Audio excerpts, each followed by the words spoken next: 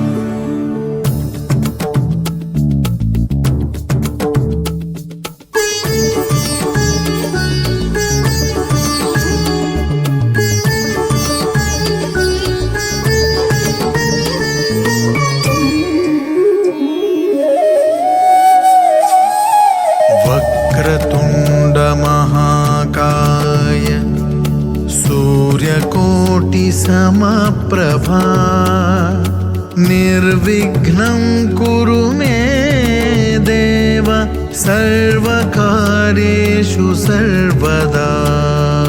वक्रतुंड महाकाय सूर्यकोटि समप्रभा निर्विघ्नं कुरु मे देव सर्वकार्येषु सर्वदा।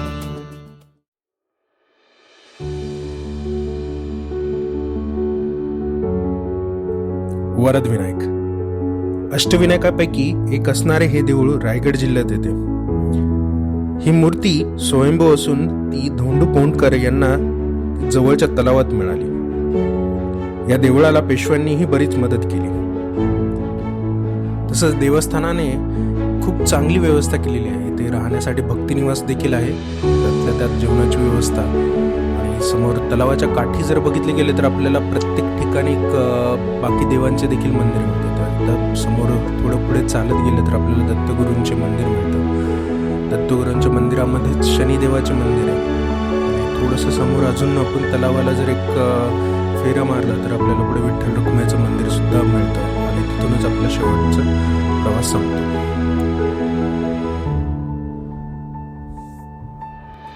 एकंदरीत जर बघितलं तर मंदिराचा परिसर असावा किंवा तळ्याच्या आजूबाजूला जो परिसर आहे तो खूप स्वच्छ आणि सुंदर आहे।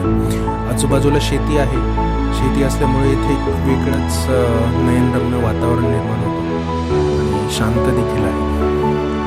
इथे भेट जर दिली तर नक्कीच तुम्हाला सर्वांना हे मंदिर आवडेल आणि मंदिराचा आजूबाजूचा परिसर देखील